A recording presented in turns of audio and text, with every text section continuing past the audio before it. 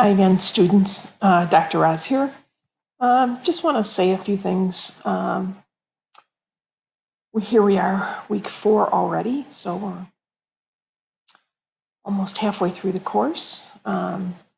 So far, things are going pretty well.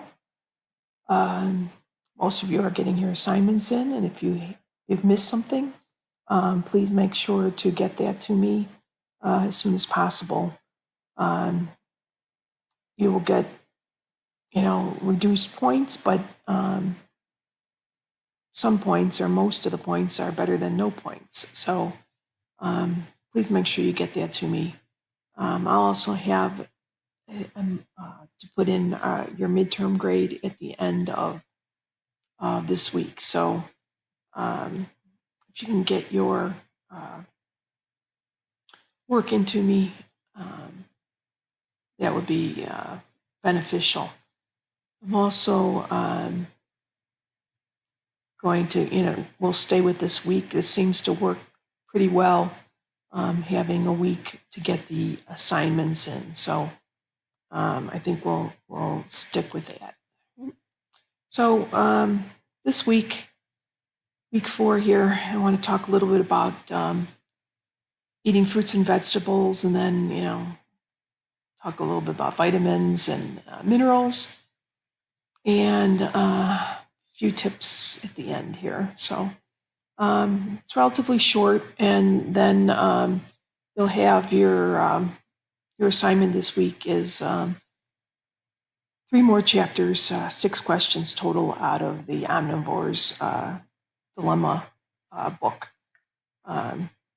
The first week of questions that you just submitted were done really well. So keep up the good work with that. And of course, if I can be of any help, please reach out to me by email, and I can do that. My goal with this particular course, especially, is kind of informational, exchanging information, us, seeing what you can learn a little bit about health and nutrition in the environment. But it's not meant to bog you down, because I realize it's a general science course, and none of you are science majors, so I don't want to take up a lot of your time with that. So let's take a look at fruits and vegetables. Altogether, with fruits and vegetables, usually a good rule of thumb is somewhere between 3 and 5 servings a day. 3 fruits, a couple vegetables. Now, usually with vegetables, you can eat as many vegetables as you want to put in your diet any day. We don't really pay much attention really to serving wise. But when you are eating fruits and vegetables, please remember that potatoes don't count as a vegetable, because potatoes are going to be counted as a starch. So we're not going to put them in with vegetables. And at 3 to 5 servings, very few people actually get that amount of fruits and vegetables in their diet, and there's lots of different reasons, right? Age, we know that younger people are notoriously bad for getting the right amount of fruits and vegetables in their diet. Why does it happen? Variety of reasons, right? The fruit and vegetable industry is not the strongest, so not a lot of advertising are you going to see on television for your fruits and vegetables. Some people live in food deserts where they're not selling fresh fruits and vegetables. Cost, sometimes those are more expensive, of course, than getting fast food or something like along those lines. There are, however, lots of benefits, right, to eating fruits and vegetables. So we'll take a look at what those are. You almost can't go wrong with loading your diet up with those fruits and vegetables, especially, with the veggies with fiber content. So lots of different reasons to eat those fruits and vegetables. The other thing is they're loaded with vitamins, right? We look at a couple vitamin C and D. Now, normally we should get the proper amount of these in our diet, but especially like with D, we have to fortify our diet with D, or we have to be out in sunlight, sunshine, in order to get the proper amount of vitamin D. Because of fortification, especially with milk, products like that, where we do get vitamin D fortification, we don't see any more diseases like rickets that used to be fairly common when people were vitamin D deficient, or diseases like scurvy. See this rotting teeth, which is kind of characteristic of it when there was a lack of vitamin C. A lot of times with scurvy, you'd see sailors who would be out on ships for months at a time, coming down, with scurvy because,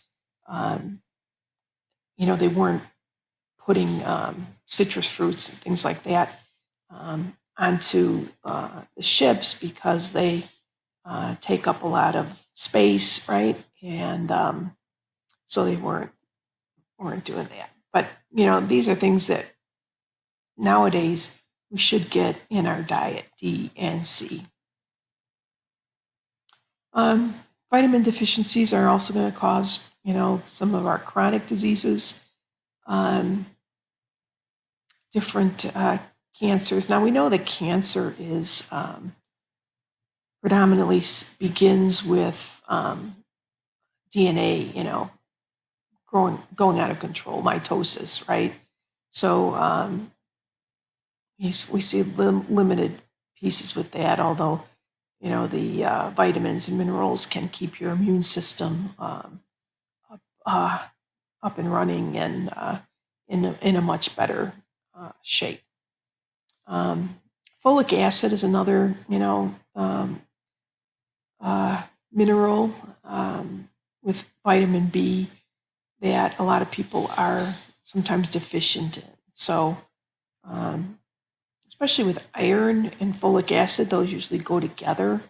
So especially for women, if your iron is low and you tend to be getting enough iron in your diet, then you have to look at folic acid because that helps with the iron binding. So take a look at that. Now there are substances that our body makes which are called antioxidants, right? And antioxidants will protect our body by absorbing what we call free radicals. Now, these free radicals are produced in our system whenever our cells use oxygen, which is fairly frequently, right?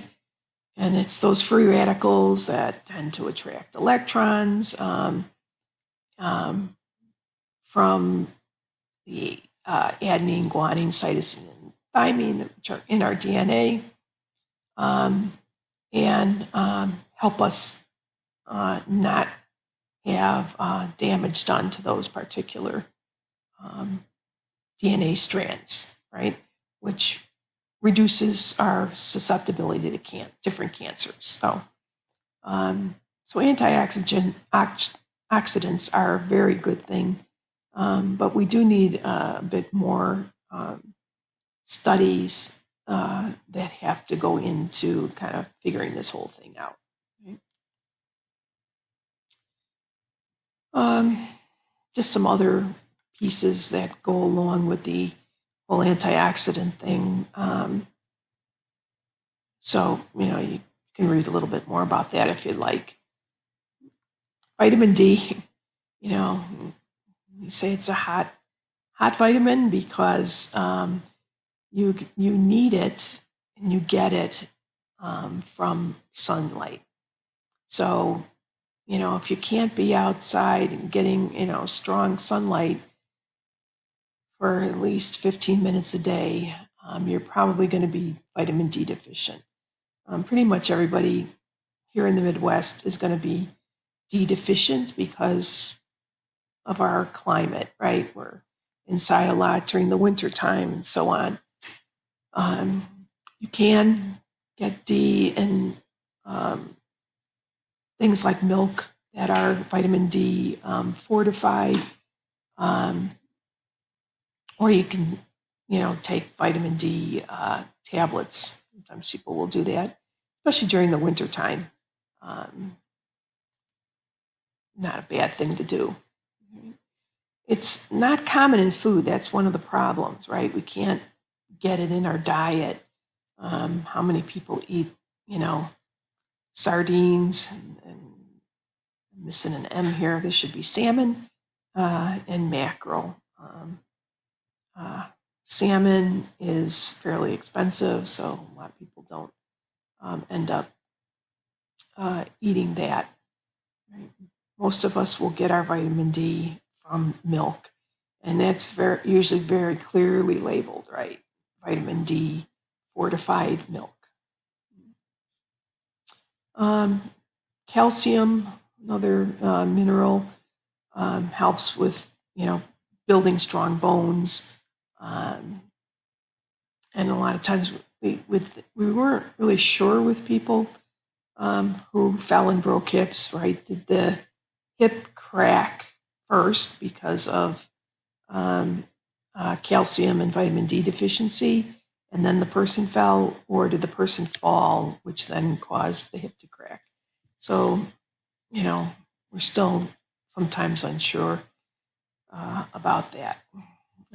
But what we are sure about is that it's a good thing to have calcium in your body, especially women. Taking bone density tests, estrogen tends to leach calcium from a woman's system. That's why calcium deficiency is much more common in women than in men.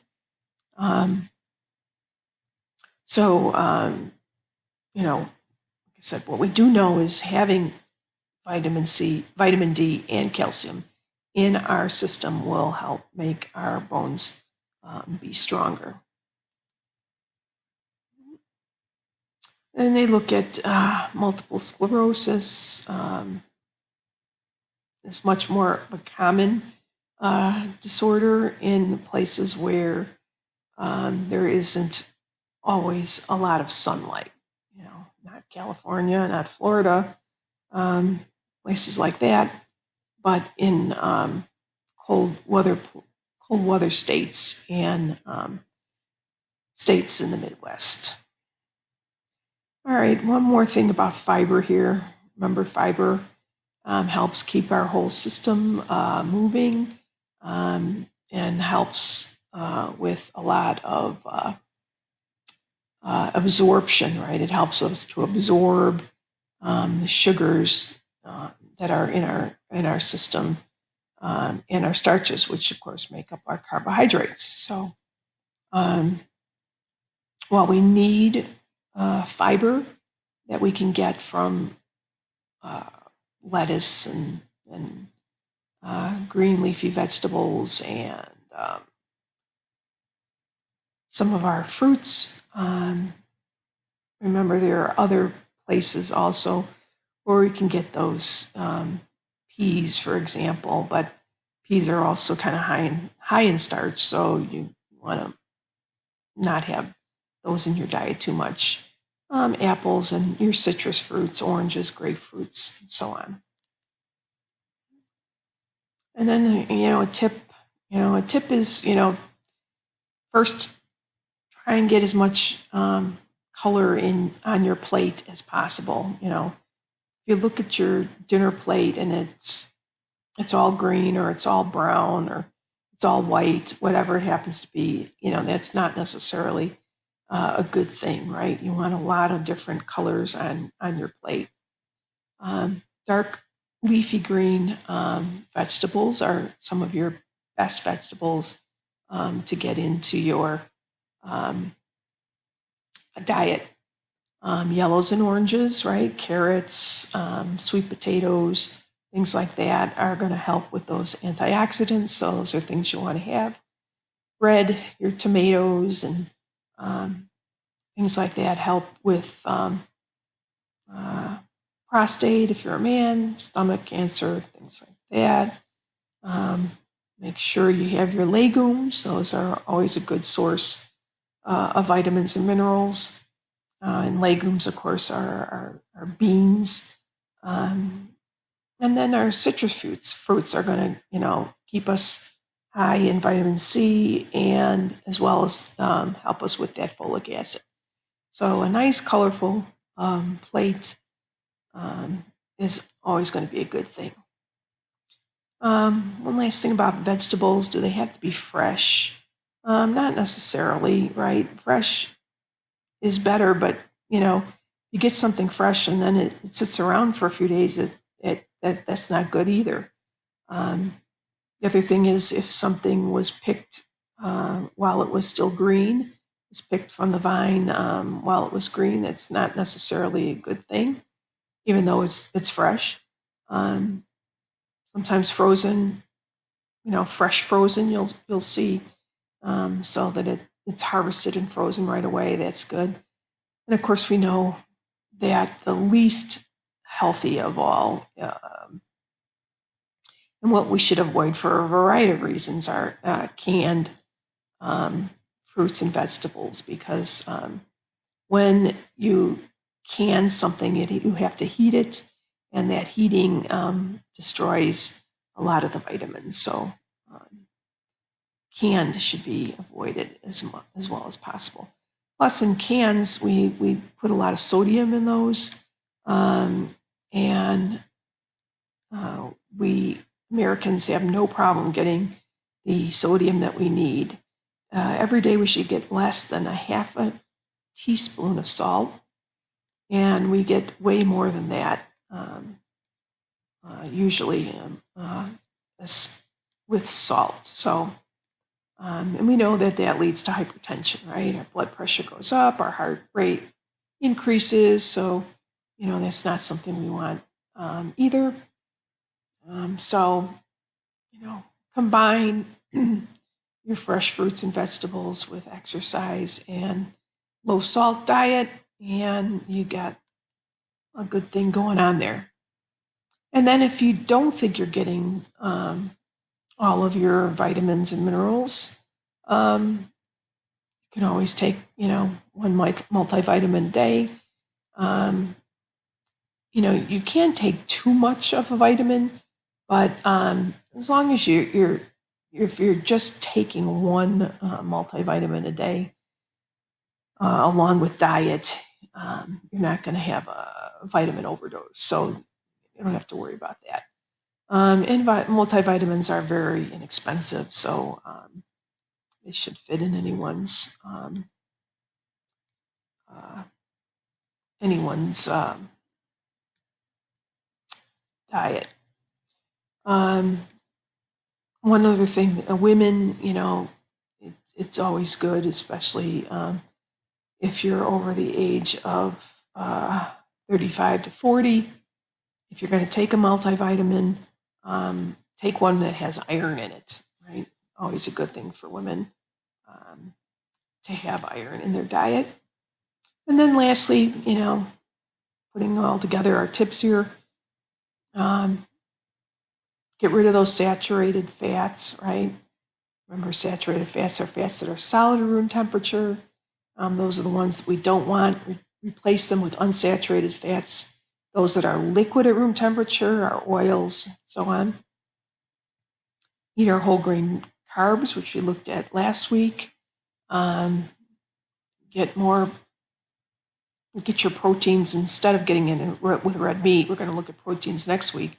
But instead of getting your proteins solely with red meat, substitute fish and nuts and things like that. And other types of meat. Eat lots of fruits and vegetables, which we just discussed here, right? 3 to 5 servings a day, and really as much dark green vegetables as you want.